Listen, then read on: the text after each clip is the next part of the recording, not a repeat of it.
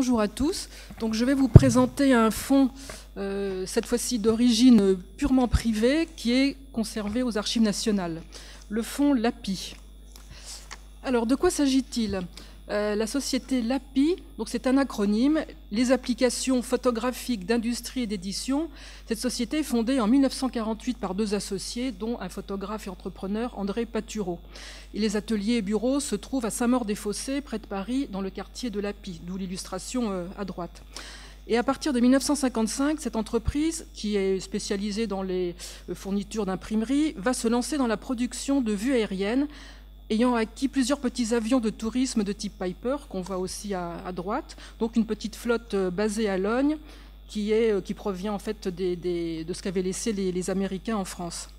Alors, les affaires de la société LAPI vont bien, puis elles vont péricliter progressivement dans les années 60. L'exploitation du fonds de négatif et tirage va être cédée en 1964 pour une durée de 10 ans à une autre société qui s'appelle la Photothèque française, rien à voir avec la documentation française, une société qui produisait des posters, des reproductions photographiques et qui était établie à Paris, boulevard Saint-Germain. La société LAPI fait faillite en 1964. Ses activités vont être reprises en 1965 par une autre société, la SOFER, Société française d'édition réunie, avec pour activité l'édition de cartes postales. Donc c'est une histoire un petit peu compliquée.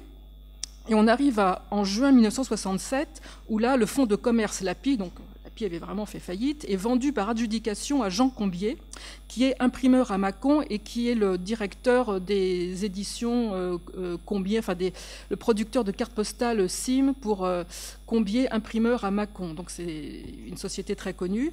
Et Jean Combier va décéder malheureusement l'année suivante sans qu'aient pu être définitivement réglés certains points concernant la gestion et les possessions de la SOFER et de la Photothèque française. Oui, il y avait un contentieux juridique qui a impacté d'ailleurs la situation aux Archives nationales. Alors, que produisait la société LAPI ? Elle produisait des vues aériennes et des vues aériennes obliques, par opposition aux vues verticales ou orthogonales qui sont produites par l'Institut géographique national.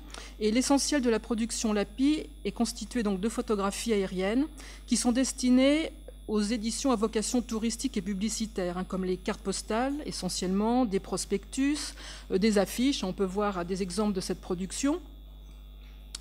Et également des éditions pédagogiques, de la documentation photographique en particulier pour l'enseignement de la géographie. Alors cette production va porter sur la France métropolitaine. Les départements et territoires d'outre-mer ne sont pas représentés. Les avions sillonnaient le territoire métropolitain essentiellement. Alors les opérateurs, ils ont photographié les sites naturels, les villes et les villages, d'où le centre et les périphéries, les sites industriels, pour la promotion aussi de certaines industries, les paysages et installations agricoles, les monuments, châteaux, etc. Et puisqu'ils étaient aussi spécialisés dans la production de cartes postales, ils ont bien sûr privilégié les sites touristiques, en particulier le littoral, qu'il soit aménagé ou non, et puis les établissements balnéaires et toute forme de camping, réglementés ou non. Il faut préciser aussi que des hôtels et restaurants faisaient l'objet de prises de vue rapprochées si les conditions techniques le permettaient, et surtout de vues au sol. Mais ça reste très marginal dans la production. Alors, toutes les photographies d'origine n'ont apparemment pas été publiées et les recadrages étaient fréquents pour composer les cartes postales. Le fonds LAPI, qui est conservé aux Archives nationales, aujourd'hui à Pierrefitte-sur-Seine, a été acheté en novembre 1972 à cette société, la Photothèque française, qui avait eu en concession le fonds pour une durée de 10 ans à partir de 1964. Alors, il s'agit uniquement d'un fonds photographique et malheureusement, nous n'avons pas récupéré les archives papier de l'entreprise, du fait de son histoire un peu compliquée et problématique. Alors, ce fonds est entré sous forme de 2 séries d'albums de tirage de référence, l'une en noir et blanc et l'autre en couleur, ainsi que des casiers de bois où étaient conservés le reste des phototypes, à la fois des matrices négatives et positives sur verre ou plan film, des tirages sur papier en noir et blanc et couleur, ainsi que les cartes postales. Les 2 séries d'albums de tirage sont classées par ordre alphabétique de département et pour chaque département, par ordre alphabétique de commune ou de site. Les négatifs souples ou sur verre, les matrices notamment des tirages des albums, sont de format 13-18. Alors les albums noirs et blancs représentent environ 200 000 tirages 13-18 et les albums couleurs environ 30 000 tirages 13-18. C'est beaucoup plus restreint. Alors dans ce fonds, il y a pas mal de lacunes parce que voilà, cette histoire est compliquée. On a déménagé le fonds. Certaines sociétés ont emporté ensuite, en particulier la Sofer, une partie des tirages, si bien que voilà, on va faire un inventaire total de ce fonds, mais il ne faut pas s'attendre à avoir une quantité égale pour tous les départements. En particulier, il y a une certaine déception pour la région parisienne qu'on attendrait peut-être plus riche. Bon, voilà. Il y a eu des prélèvements qui ont été faits dans ce fonds.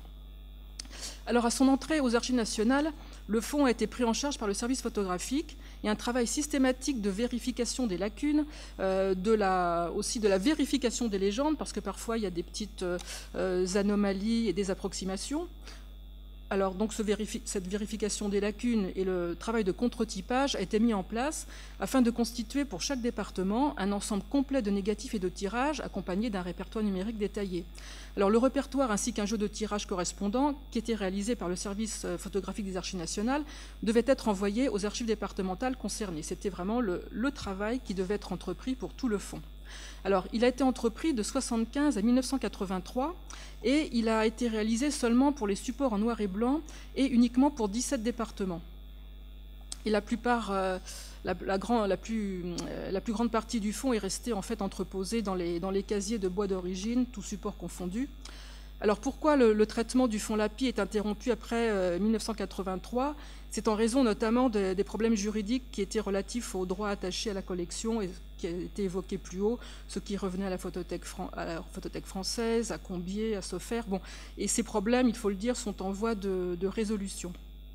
Alors l'ensemble du fonds, qui était conservé à Paris jusqu'au déménagement à Pierrefitte, a été dépoussiéré sommairement et reconditionné en 2011-2012 en vue justement de ce déménagement au nouveau centre de Pierrefitte-sur-Seine. Alors, qu'en est-il aujourd'hui ? Un instrument de recherche est en cours de réalisation.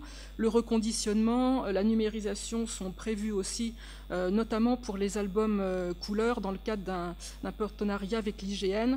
Donc là, si le fonds n'est pas vraiment disponible pour les chercheurs, vous ne trouverez pas, par exemple, d'instruments de recherche encore dans la salle des inventaires virtuels. On pense que l'année prochaine, il y aura des choses qui seront mises à disposition. Alors, cette présentation avait été intitulée « Centres et périphéries ». Bon, pourquoi ? Parce que lors des sondages systématiques faits dans le fonds à l'occasion de la préparation du mois de la photo du Grand Paris de cette année, qui avait pour objet central le fonds LAPI, nous avons, à la mission photo, avec ma collègue Marie-Ève Bouillon, fait des sondages systématiques dans ce fonds. Et ce qui nous a frappé, c'est la présence de ces vues de centres et de quartiers périphériques qui surgissent de terre, donc dans cette décennie entre 1955 et 1965. Alors à la fois des maisons individuelles, des lotissements, des immeubles collectifs et des grands ensembles. Alors là, vous avez, bon, c'est un petit peu déformé, mais une vue parmi d'autres de ces centres et périphéries qui se juxtaposent vraiment dans la suite des tirages.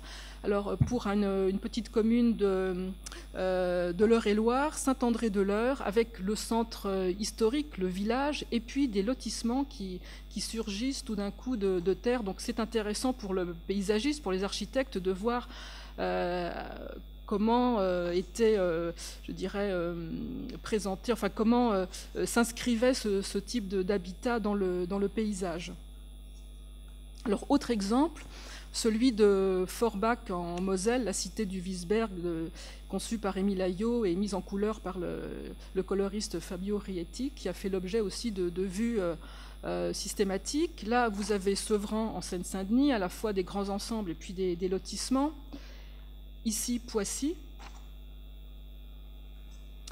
Et alors ici, vous avez une vue d'un grand ensemble près de Nancy. Alors au passage, vous pouvez voir que la légende a été rayée, donc toujours ces approximations qu'il faut essayer de résoudre parfois dans le fond, toujours être très attentif à l'exactitude des légendes. Donc là, il s'agit de l'ensemble du Haut du Lièvre, des barres extrêmement, je dirais, d'un volume très considérable.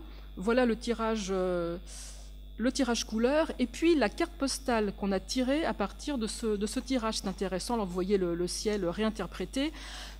On peut avoir aujourd'hui, c'est peut-être une illusion rétrospective, une image un peu négative de cette partition territoriale entre les centres, les zones résidentielles et puis ces grands ensembles, les habitats collectifs, alors qu'on voit à l'époque, on tirait des cartes postales de ces grands ensembles parce que c'était quelque chose de vraiment très neuf, ça apportait à la population des conditions de confort vraiment bien supérieures à l'habitat plus ancien. Donc on voit là aussi les grues, donc le chantier est en cours. Alors pour illustrer mon propos, j'ai choisi de faire une étude de cas sur 2 villes moyennes pour montrer à la fois ce qu'on peut trouver dans le fond Lapie et puis éventuellement aussi ses limites, parce que comme je vous le disais, il y a des lacunes. On s'attendrait parfois à trouver beaucoup de choses, on est déçu, comme pour la région parisienne. Alors voilà l'exemple du département de l'Orne, de la préfecture et de la sous-préfecture. Alors, pour le département, pour donner une idée de la quantité de tirages, pour les albums noirs et blancs, vous avez 5 boîtes. Alors, en comparaison, vous avez des départements où il y a beaucoup plus de tirages parce que il y a par exemple, ce sont des départements où il y a des stations balnéaires, enfin voilà, tout est variable. Là, on a une moyenne à peu près de 5 boîtes. Étant donné qu'une boîte comporte à peu près 300 tirages environ, voilà, ça fait à peu près 1500 tirages. Et pour Alençon précisément, on a une quantité qui est contenue dans une boîte, 45 tirages. En noir et blanc, bon, avec une épreuve manquante. Là, c'est ce qui est représenté. Vous voyez les feuilles d'album en noir et blanc, en haut. Et pour les albums couleurs, on a 8 tirages uniquement pour Alençon. Alors là, en bas, vous voyez des rectifications dans les nomenclatures de ces photographies. Alors, comment est-ce que ça se présente plus précisément ? Vous avez également, outre les tirages contenus dans les albums noirs et blancs et les albums couleurs, donc ce qui a été reconditionné, qui était à l'origine dans les casiers en bois, c'est ce que vous voyez en haut, donc une boîte, alors avec un certain nombre de négatifs, de tirages couleurs, de négatifs couleurs et de tirages couleurs, la même chose en noir et blanc, avec des nomenclatures qui, elles, correspondent en fait au rouleau de pellicule, en fait aux campagnes photographiques qui ont été faites par les opérateurs. Alors, à terme, ça peut être quelque chose d'intéressant pour voir déjà la suite des prises de vue, hein, parce que toutes ces séries comportent des numéros en plus. Hein, vous avez B, par exemple, 94, 1, 2, 3, 4, 5, etc. Et ça pourrait nous permettre aussi de situer un peu plus précisément dans le temps certaines campagnes. Alors, pour avoir une idée de la date des campagnes aériennes, il faut aussi se référer aux archives des services civils, des services de l'aviation civile, tout ce qui concerne les autorisations de survol. Voilà. Donc là, pour l'instant, on a une fourchette assez large. On ne peut pas, avec ce dont on dispose directement dans le fond Lapie, avoir une datation très précise, hors 1955-1965. Alors voilà, vous avez donc 2 types de boîtes. Il y avait qui sont le résultat des répartitions qu'avait fait le service photographique lorsque le fonds est arrivé aux Archives nationales. Alors, un exemple de ce qu'on peut trouver, donc un tirage en noir et blanc et puis la carte postale qui est produite. Là, vous voyez donc un château, donc parce que c'était un monument qui se vendait bien en carte postale. C'est logique, avec le négatif sur verre. Alors là, c'est un autre exemple de carte postale avec les couleurs au pochoir qui sont assez, je dirais, qui aujourd'hui peuvent nous sembler assez violentes et inappropriées peut-être. Mais voilà, c'était la place du Général de Gaulle à Alençon. Alors, pour vous montrer à peu près ce qu'on peut trouver dans ce fond, Voilà les 8 tirages couleurs concernant cette préfecture de l'Orne. Alors Alençon, hein, c'est une ville moyenne, 26 000 habitants aujourd'hui. En 1954, il y en avait 22 000. Ça a progressé jusqu'en 1968, 31 000. En 1975, 35 000. Puis ça a décliné. Alors Alençon, c'est aussi la ville de Moulinex, hein, qui ferme définitivement en 2002. Alors pour cette campagne photographique, on a privilégier plutôt le centre et puis les bâtiments historiques, parce qu'Alençon c'est aussi une ville, la ville des ducs d'Alençon, c'est très riche historiquement. Donc là vous voyez donc des édifices religieux, on voit quand même bon, les alentours, mais c'est plutôt centré sur le bâti à l'intérieur même de la ville. Et alors toutes les photographies n'ont pas forcément fait l'objet de la publication en carte postale. Voilà donc la préfecture, les bâtiments principaux, cette fameuse place du Général de Gaulle, donc, qui était un aménagement qui a l'air assez récent, donc, qui a fait, elle, l'objet d'une carte postale. Voilà, et on voit dans le lointain des grands ensembles, en fait, des quartiers périphériques. Voilà encore une fois une autre vue, il peut y avoir plusieurs vues de certains bâtiments. Et on a une seule vue de quartier nouveau à l'extérieur de la ville. Voilà, c'est la seule vue, à la fois dans l'ensemble des noirs et blancs et des couleurs, de ces quartiers nouveaux.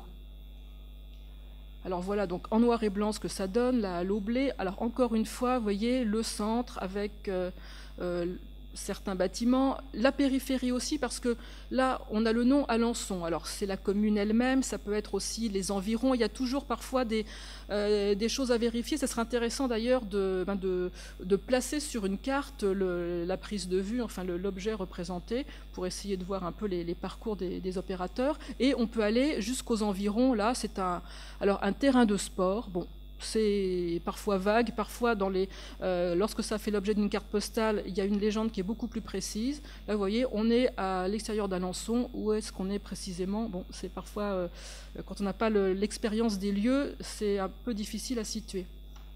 Alors j'ai pris un autre exemple, celui d'Argentan, dans l'Orne aussi, une sous-préfecture.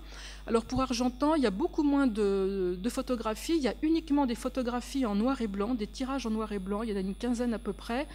Et alors Argentan, là aussi, c'est une ville industrielle un peu en déclin au début des années 80, tout comme Alençon, 14 000 habitants aujourd'hui. En 1954, il y en avait 8 300. Ça a monté jusqu'en 1975 pour atteindre 16 700. Et puis ensuite, ça a décliné là aussi en raison de l'activité industrielle qui a périclité. Donc il y avait les usines des glaces Mota, il y avait aussi une usine qui fournissait des pièces pour Solex.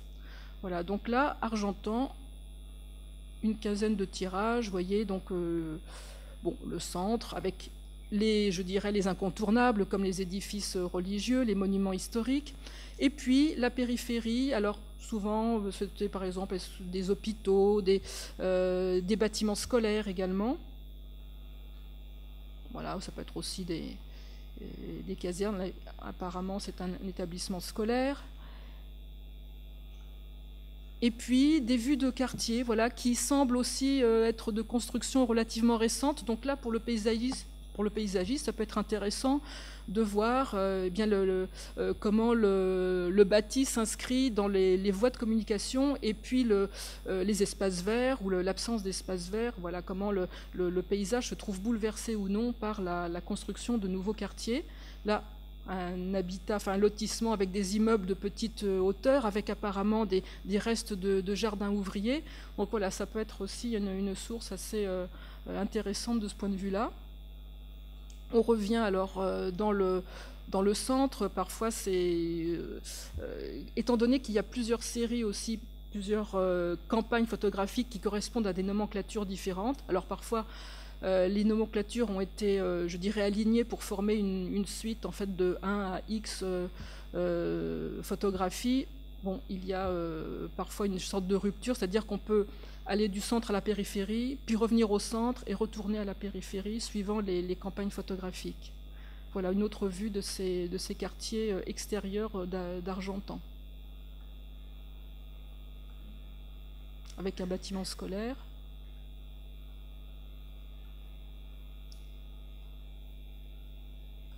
Voilà.